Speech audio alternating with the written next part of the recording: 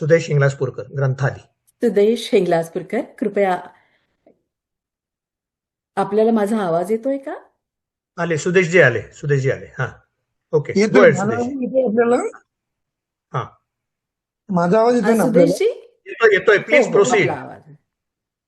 माझा आवाज येतोय ना आपल्याला? हो, हो येतोय. हो हो हो, येतोय येतोय. नमस्कार. ग्रंथालयातर्फे आपणा सर्वांचे स्वागत. ग्रंथालयाने गरजे मराठीचा पहिला भाग 1 ऑगस्ट 2017 रोजी प्रसिद्ध केला. या घटनेत 9 वर्षे पूर्ण झाली आहेत.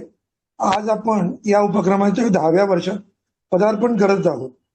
1 ऑगस्ट 2018ला गरजे मराठीचा दुसरा भाग प्रसिद्ध झाला आणि त्याची मराठी आवृत्ती आपण त्या दिवशी प्रकाशित केली होती.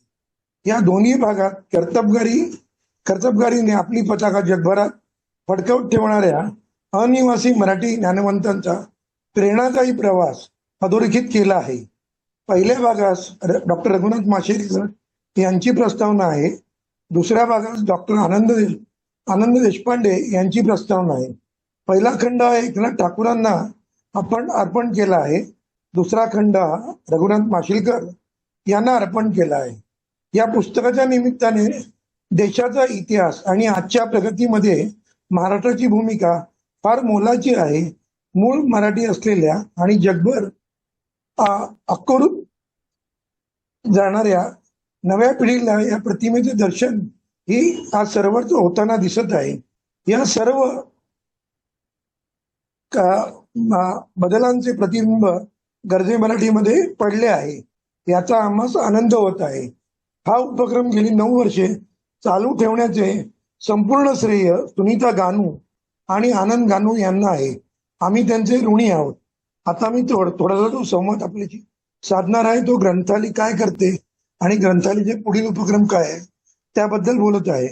ग्रंथालीने नुकतेच 2024 साली आपले सुवर्ण महोत्सवी वर्ष साजरे केले. आतापर्यंत ग्रंथालीने एकूण 1500हून अधिक पुस्तके प्रकाशित केली आहेत. यात विविध विषयांची पुस्तके आहेत. ग्रंथालीची 2 युट्यूब चॅनल आहेत. या 2 युट्यूब चॅनलवरती गरजे मराठीच्या दोन्ही प्रकाशन समारंभाचे कार्यक्रम आपण त्यावर टाकलेले आहेत आणि विविध उपक्रम जे आम्ही केलेले आहेत त्यातले 2 वेगळे उपक्रम जे ग्लोबल याची संबंधित आहेत ते म्हणजे लोकल लेखिका संजीवनी खेरे यांचा, दुसरा ग्लोबल साहित्य सभा राजीव श्रीखंडे यांचा.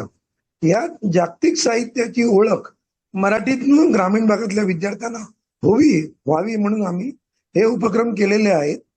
त्यातल्या त्या साहित्यिकाची ओळख आणि त्या लेखकाची ओळख आणि पुस्तकात काय आहे हे आम्ही त्यात करून देतो.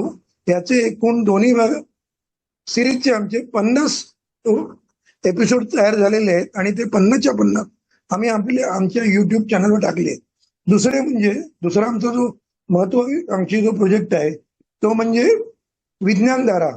आम्ही दर महिन्याला विज्ञानधारा हे मासिक प्रकाशित करतो आणि त्या निमित्ताने 28 फेब्रुवारीला महाराष्ट्रात आणि गोव्यामध्ये विज्ञान एकांकिका स्पर्धा आम्ही घेत असतो. आणि मला सांगायला म्हणजे आनंद होत आहे तो म्हणजे आतापर्यंत महाराष्ट्रातल्या ग्रामीण भागातील 300 शाळा 3 वर्ष लागोपाठ सहभागी झाली आहेत. तर हाही एक उपक्रम ग्रंथालीचा अभिनव आहे. दुसरा म्हणजे आता कलावंतांच्या आणि साहित्यिकांच्या जन्मशताब्दी येत आहेत. त्यानिमित्ताने काही ग्रंथाली कार्यक्रम दरवर्षी करत आहेत. आतापर्यंत आम्ही जे जन्मशताब्दीचे कार्यक्रम केले त्यात केज पुरोहित, गंगाधर गाडगीळ, जयवंत दळवी, विद्याधर पुंडलिक आणि वसंत नरळ फेणे यांचे कार्यक्रम आम्ही केले. तेही आम्ही युट्यूब चॅनलवर टाकलेले आहेत. आणि पुढे जे कार्यक्रम करणार आहोत त्यात नारायण सुर्वे, विजय तेंडुलकर यांचे कार्यक्रम आम्ही करून टाकणार आहोत.